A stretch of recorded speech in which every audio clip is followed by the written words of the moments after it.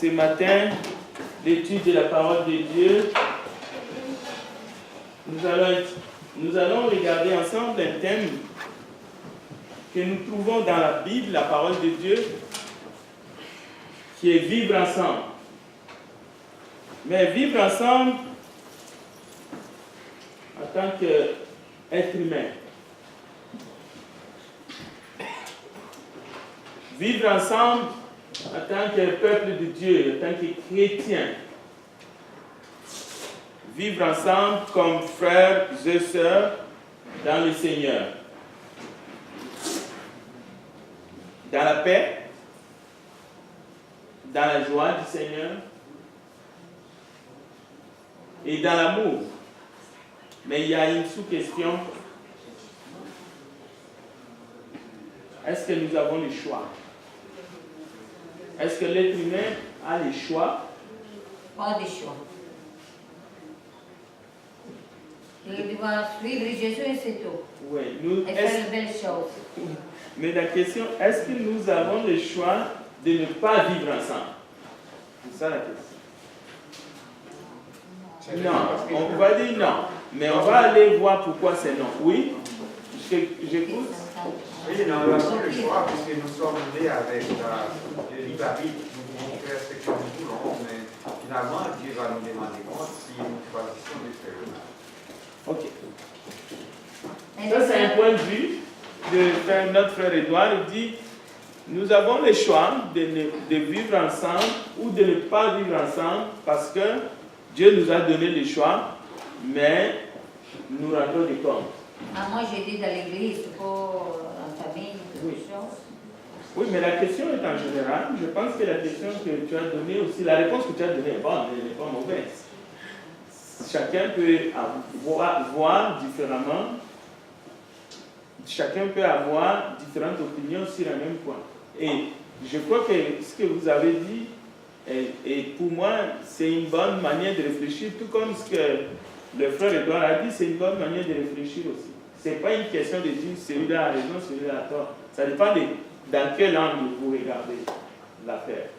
Je comprends bien ce que vous avez dit, que nous n'avons pas le choix. Nous devons que suivre Jésus. On peut aller justifier ça aussi dans la parole de Dieu. Il n'y a pas de problème pour ça. Il y a d'autres commentaires. Est-ce que nous avons le choix, en tant qu'être humain, de ne pas vivre ensemble? Parce que le sujet, c'est comment faire pour vivre ensemble en tant qu'être humain. Vivre ensemble en tant qu'être humain, vivre ensemble comme frères et sœurs en Christ, vivre ensemble dans la joie du Seigneur, dans l'amour. Édouard a aussi tout à fait raison aussi que l'homme peut faire ce qu'il veut. Mais, il a ajouté un mais, nous nous rendons des comptes à Dieu. Oui, l'homme a le libre arbitre, ça c'est évident. Bon, nous allons essayer de regarder tout ça à travers la parole de Dieu. Mais avant tout, voici un texte, Romains chapitre 16, 25 à 27. Je vous lis le texte. Il y a des impératifs dans la Bible, dans la parole de Dieu. Mais l'homme peut prendre cela comme il veut. L'homme peut arracher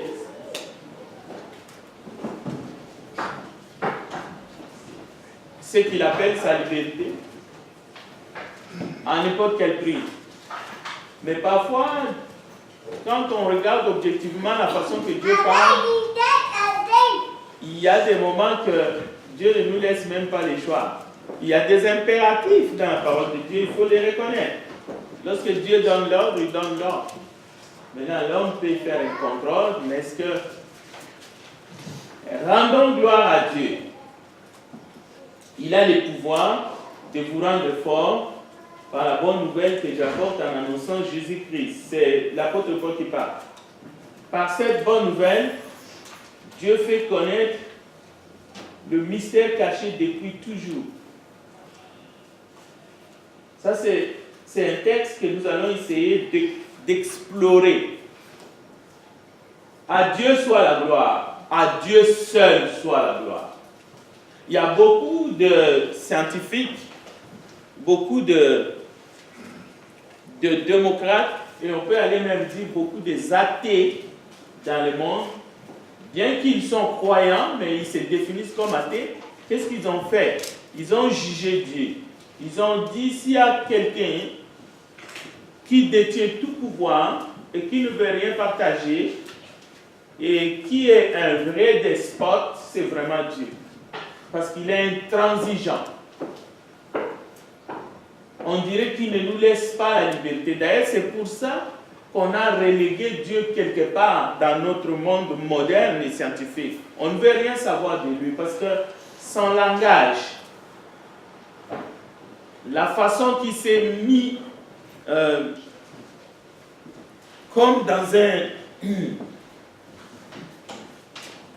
pas bunker, mais écoutez, il est inaccessible. C'est-à-dire, aujourd'hui, s'il y a quelque chose qui énerve parfois, je ne sais pas vous, c'est quand vous êtes en ligne avec quelqu'un, vous avez un contrat de téléphone, je ne sais pas moi, où vous payez l'Hydro-Québec. Il n'y a pas un bureau où tu peux te présenter vraiment physiquement pour discuter avec un agent d'Hydro-Québec. Tu vas parler avec lui au téléphone que tu veux ou pas. Belle aussi, c'est la même chose. J'aurais bien voulu un bureau physique où je peux aller, je suis en face d'un agent, parce que souvent un agent te dit une chose, l'autre te dit une chose, l'autre te dit une chose, et puis tu es mélangé et il n'y a personne en face. Je prends un exemple là pour voir que ces compagnies, je crois que cette idée ne leur est pas tombée du ciel, parce qu'ils auraient pu être débordés, la ligne serait peut-être longue compte tenu des injustices des fois qui se passent. Tu as une facture, mais tu ne peux pas vraiment justifier, tu dois écouter ce qu'on te dit, et parfois tu parles avec une machine. Donc, dans ce sens, il y a des gens aussi qui prétendent que Dieu est inaccessible, il est loin. C'est vrai qu'il a créé le monde, mais à un moment donné, bon, il est parti, il nous laisse un peu comme dans un jeûne, et il observe peut-être, mais des fois on dit même qu'il ne nous voit pas. Mais les textes que nous explorons ce matin nous disent « Rendons gloire à Dieu ». Mais à lui seul. À lui seul. Romains 16, 25 à 27. Le verset 26. « Et qui maintenant a été mis en pleine lumière ». C'est la bonne nouvelle. Alors tous les peuples qui ne sont pas juifs peuvent les connaître par les livres des prophètes. Si vous voulez connaître Dieu, vous savez comment il s'est fait connaître. Il nous a parlé par les prophètes, ensuite il nous a parlé par le Fils. Le Fils est venu sur la terre. Nous avons entendu l'Évangile. C'est le seul moyen que nous avons pour connaître Dieu, mais aussi à partir de sa création. Vous les connaissez, vous pouvez refuser de les connaître. Mais vous pouvez les connaître, mais seulement par ces moyens-là. Mais il y a toujours des humains qui disent un jour, peut-être dans une prière, Dieu fait quelque chose pour que je puisse croire en toi. Il y a des gens comme ça, qui montent sur le toit, ils disent, si vraiment tu existes, fais ci, fais ça, je te donnerai ma vie. Mais on sait ce que Dieu a déjà fait pour que l'homme, sur la surface de la terre, puisse le connaître. Mais il y aura toujours un être humain qui soit à un moment critique de sa vie, il pose une condition à Dieu, il dit, si tu fais ça, ben, je te donne ma vie. Et Dieu réagit selon son bon vouloir. Parce qu'un homme ne peut pas manipuler Dieu. Le Dieu qui existe depuis toujours a donné cet ordre. Vous voyez, c'est ça que je disais dans la parole de Dieu, il y a parfois des ordres. Même si nous sommes libres, mais il y a des ordres. Le Dieu qui existe depuis toujours a donné cet ordre pour que tous les peuples croient en lui et lui obéissent. Je peux reposer la même question. Est-ce que nous avons le choix? Oui, la réponse peut être oui, nous avons le choix. On peut lui obéir ou on ne peut pas lui obéir, mais nous rendrons des comptes. Mais est-ce que nous avons réellement le choix? La question change. Est-ce que nous avons le choix? Est-ce que nous avons réellement le choix? Mais si nous poussons loin notre raisonnement, vous allez voir que nous n'avons pas réellement le choix. Parce que si vous avez réellement le choix, ben ne mourrez pas. Ne mourrez pas. Garde-toi en vie le temps que tu veux. Donc, à un moment donné, même ces choix, nous les perdons. Nous les perdons. Soyons juste honnêtes. Parce que si on avait le choix vraiment, réellement comme l'homme le veut, si on avait réellement la liberté comme nous voulons l'avoir, croyez-moi, nous aurions transformé ce monde à notre image. Oui. Nous aurions créé un être humain à notre image, nous les humains. Mais jusque-là, moi je ne connais pas des êtres créés à l'image de l'homme. Je sais seulement que Dieu créa l'homme et la femme, il les créa à son image. Donc, un peu d'humilité. Romains 16, 25 à 27. On arrive au verset 27. Rendons gloire à Dieu, le seul, et je pèse, ce n'est même pas moi qui pèse le mot, Dieu pèse le mot. Dieu ne parle pas comme nous. Dieu dit, par son esprit, qui a inspiré les écrivains, il dit, rendons gloire à Dieu, le seul qui possède la sagesse. À lui la gloire, par Jésus-Christ, pour toujours. Amen. L'amen qui est dit ici ne vient pas des hommes. Ainsi soit-il. C'est l'amen qui vient de l'esprit. C'est Dieu qui dit amen. Cela veut dire qu'il a mis un point final. Un homme ne peut pas ajouter des points de suspension. Le dialogue ne continue pas, ça s'arrête.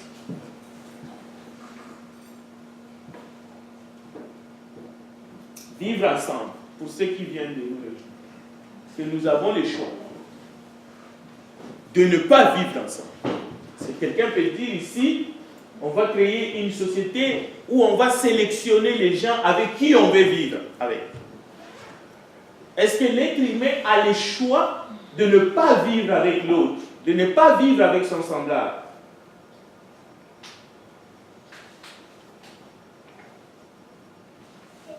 Prenons Philippiens chapitre 3, verset 13 à 21, nous allons voir qu'est-ce que la parole nous enseigne sur vivre ensemble en tant qu'être humain.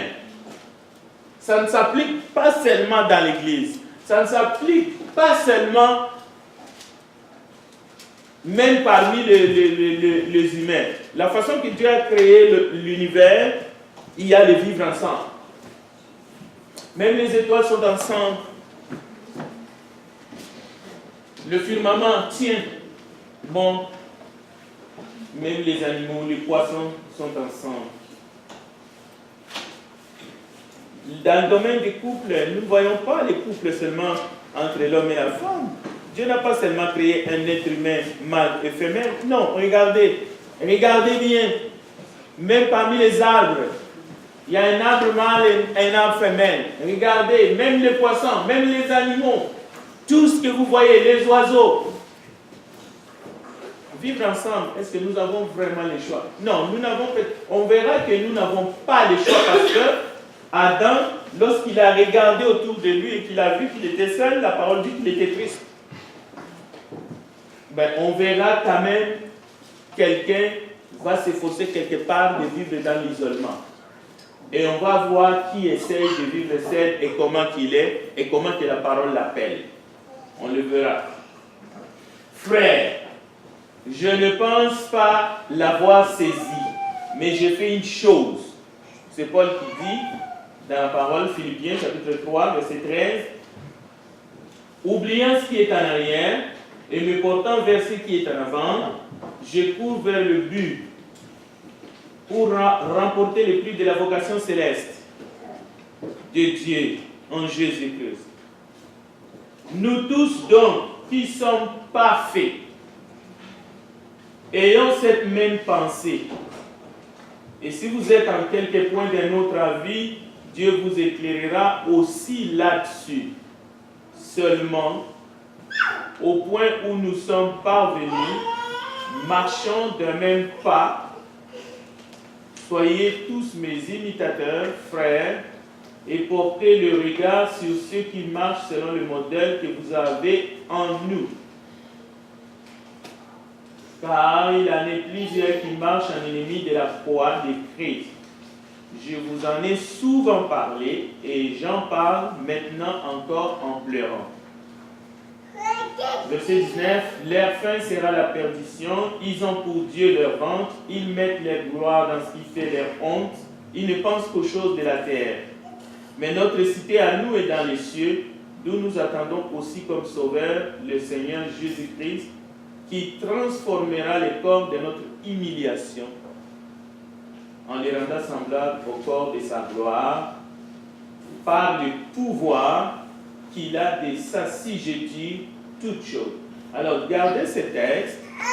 Nous allons revenir tout le temps dans le point qui sont tirés de Philippiens chapitre 3, 13 à 21.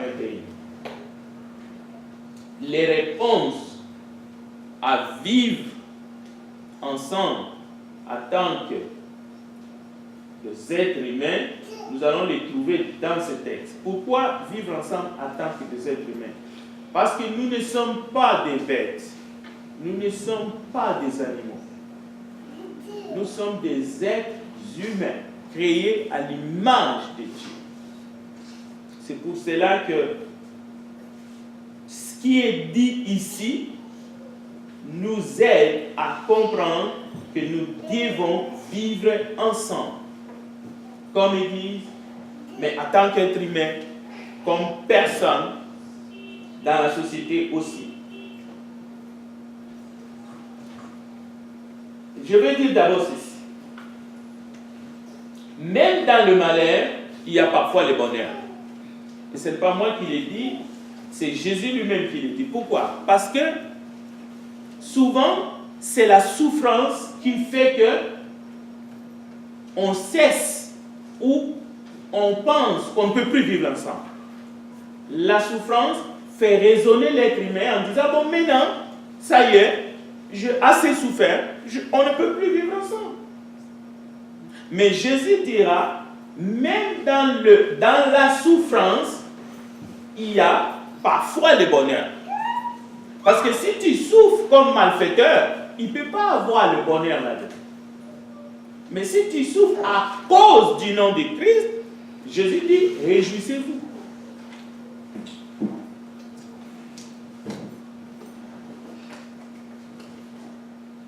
Qui est seul? L'être humain seul, c'est qui? Quand je dis l'être humain seul, je ne parle pas d'un célibataire, loin de là. Je parle de quelqu'un qui est isolé, quelqu'un qui est coupé du monde. Quelqu'un qui pense que tout le reste du monde sont contre lui. Et il se barricade. Ou quelqu'un qui veut séparer les gens, qui veut se séparer des gens, ou qui veut créer un monde à lui, ou qui pense que c'était incompatible de vivre avec l'autre, ou de vivre avec les autres, qui ne sont pas comme lui. L'être humain qui est seul,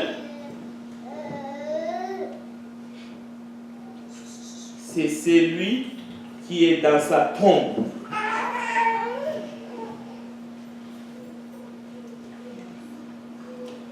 Est-ce qu'on se comprend? J'espère que je ne suis pas en train de dire quelque chose qui dépasse votre entendement. L'être humain seul, c'est celui qui est dans sa tombe. Parce que nous sommes vivants, nous avons besoin de notre semblable pour rester en vie. Mais si tu es dans ta tombe, tu es seul. Et tu n'as besoin de personne pour rester en vie ou pour vivre. Donc, parce que nous avons besoin de vivre et que nous sommes vivants, c'est impossible de vivre seul. C'est impossible. C'est impossible. D'ailleurs, vivre toute seule dans l'isolement, selon l'explication du monde, c'est une punition. C'est une punition. Même en prison, vraiment quand quelqu'un est trop bouillant, on le met encore en isolement. C'est-à-dire tu es en prison, mais on te met en isolement. Donc vous voyez que l'isolement, le fait de vivre seul, c'est une punition, c'est une souffrance, c'est ça la vraie souffrance en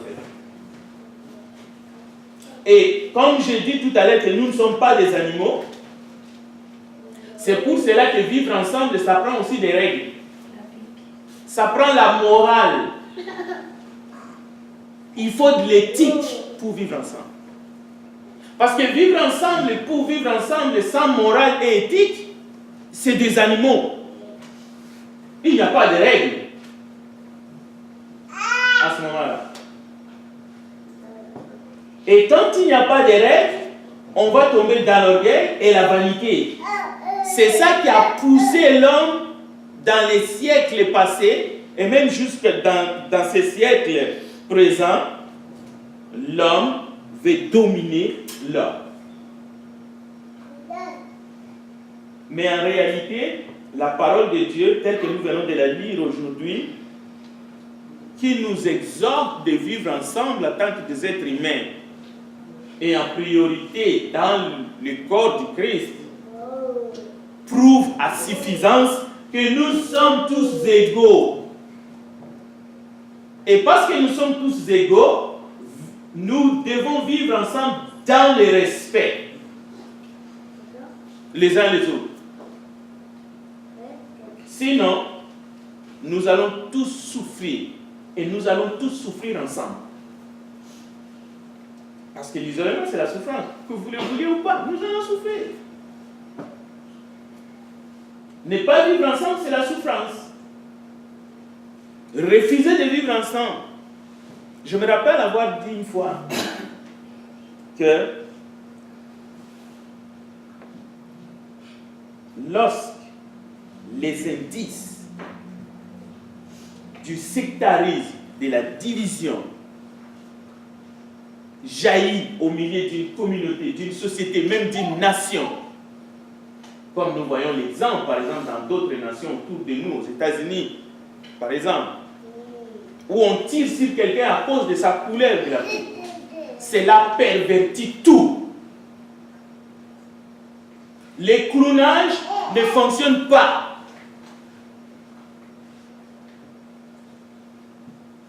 Dans la vraie vie que la parole de Dieu.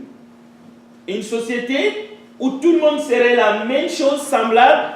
On a clowné les gens, où je dois penser comme toi, ou toi tu dois penser seulement comme moi. Je ne parle pas dans le domaine de la parole, parce que la parole, vous allez voir, ça nous exhorte d'avoir le même pensée. Mais même pensée ne signifie pas pensée unique. Ces sociétés-là n'existeront pas. Donc, vivons ensemble. Ne vous y trompez pas sur ce point. C'est le premier point. Donc, la parole de Dieu nous exhorte à l'unité de l'esprit dans les textes des Philippiens. Voici un exemple de quelqu'un qui a vécu, mais dans la gloire. Mais c'est une gloire qui vient des hommes. Je lis son histoire, elle dit, je peux simplement dire que ces 42 ans de vie, c'était une belle vie. Et même jusqu'aujourd'hui, il y a des gens qui vont faire le pèlerinage dans son domaine, à Memphis. Il a encore des fans partout dans le monde. Mais cette gloire qui l'a poussé vers la fin à vivre seul, on est allé le retrouver un jour. Il avait cessé de respirer. On a fait de lui ce qu'on a fait, un monument. Mais lui et sa gloire Le 2 a disparu.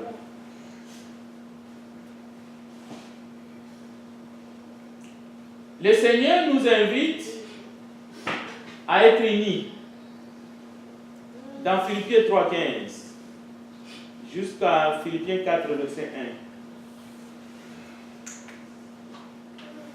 1. Il nous invite à l'imitation. Nous devons imiter.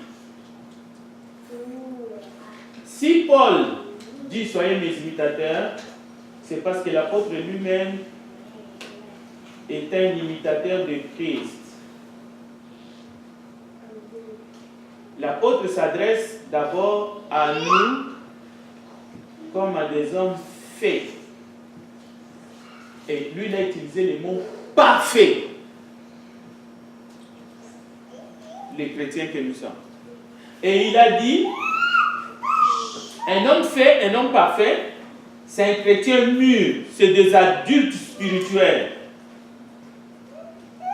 Parfaits en Christ. Mais il nous invite à marcher ensemble. Cela veut dire, même s'il y a des points de désaccord, il dit, au point où nous en sommes, marchons ensemble. Parce que si nous ne marchons pas ensemble, c'est terrible. Mais il ajoute, il dit, soyez mes imitateurs comme je le suis de Christ. Le modèle suprême, évidemment, c'est Jésus. D'où l'importance, nous étudions les évangiles, mais attention, Jésus est le modèle par excellence. Mais nous avons besoin de modèles vivants, de personnes qui nous influencent.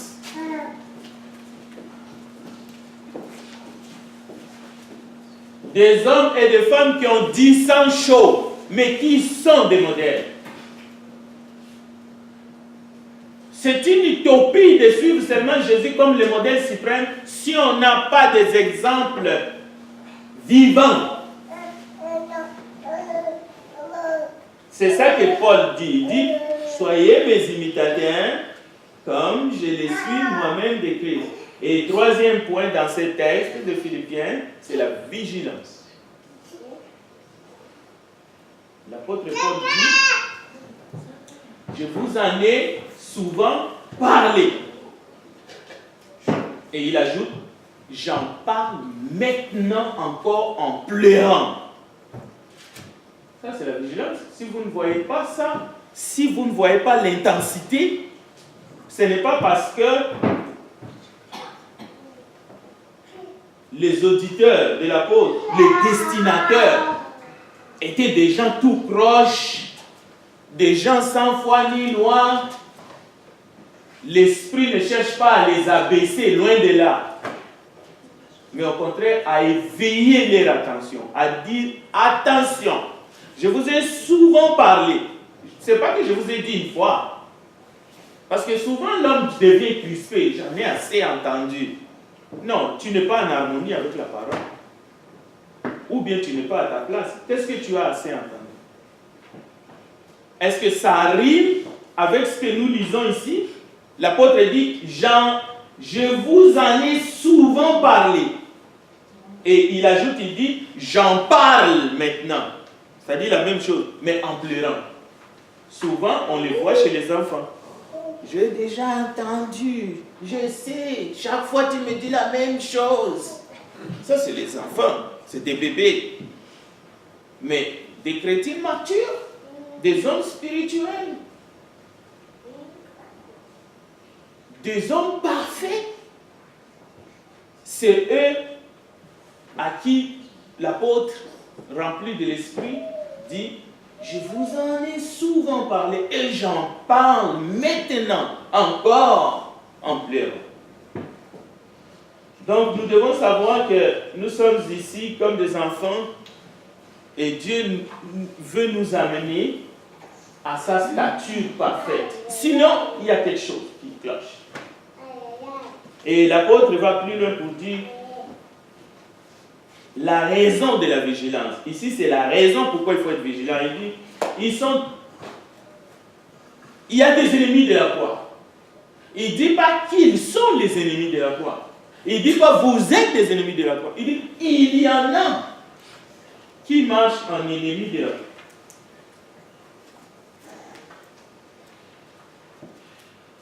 Ceux qui disent par exemple, nous sommes des nouvelles créatures, donc les choses anciennes étant passées, nous n'avons plus à nous en occuper. Donc, faisons une croix sur le passé. On ne peut faire une croix sur le passé seulement si ce passé a été traité honnêtement à la lumière de la parole de Dieu. Si votre passé, vous ne l'avez pas traité honnêtement et vous pensez qu'en faisant la croix c'est bon, vous vous trompez. Vous marchez en ennemi de la croix. Ne pas vouloir guérir de son passé alors que nous en avons la possibilité en Christ, c'est refuser de grandir. La Bible est claire à ce sujet. Tout enfant de Dieu doit devenir adulte. Enseigner des doctrines qui nous empêchent de grandir, ce n'est pas biblique. Des chrétiens qui restent au stade de l'enfance n'honorent pas leur Dieu. Comment peut-il glorifier Dieu si on refuse de devenir adulte? Comment vous allez faire? Par la magie? Non. Actes chapitre 4, verset 11 à 12. Si vous êtes chrétien, vous ne grandissez pas spirituellement. Comment vous allez devenir un responsable dans l'église? Pas possible. Une jeune fille, si elle ne grandit pas, comment elle va devenir mère de famille? Comment elle va s'occuper de ses enfants? C'est pour cela que vous allez entendre, moi je ne veux pas avoir des enfants. C'est la fuite en avant. Les textes disent qu'ils mettent leur gloire dans ce qui fait leur honte, que l'aveuglement spirituel, nous voulons être atteints par une telle cécité. L'apôtre dit clairement, avec l'arme. Avec l'arme, il dit, quelqu'un qui va se réfugier dans de telles considérations, en essayant d'occulter les choses, en essayant de couvrir, et en marchant avec malhonnêteté, l'apôtre dit avec l'arme en pleurant, il dit, leur fin sera la perdition, la séparation éternelle avec Dieu. Et la mission de l'Église, c'est d'appeler ceux qui sont dehors, d'entrer dans l'Église, d'être sauvés, et de dire à ceux qui sont dedans, courez de manière à remporter le prix. Dès que l'Église cesse de faire ces deux choses, ce n'est plus l'Église, c'est un club social. Veillons afin que l'ennemi ne dévore personne. C'est ça l'enseignement. Ne laissons pas entrer les loups dans la bergerie. En conclusion, nous serons un jour revêtus de la gloire céleste. Et c'est à cause de cette gloire céleste que nous devons persévérer. Nous devons nous efforcer d'avoir une vie communautaire qui reflète la gloire de Dieu. Notre vie ensemble doit refléter la gloire de Dieu, doit donner envie aux gens de dehors de connaître le Seigneur.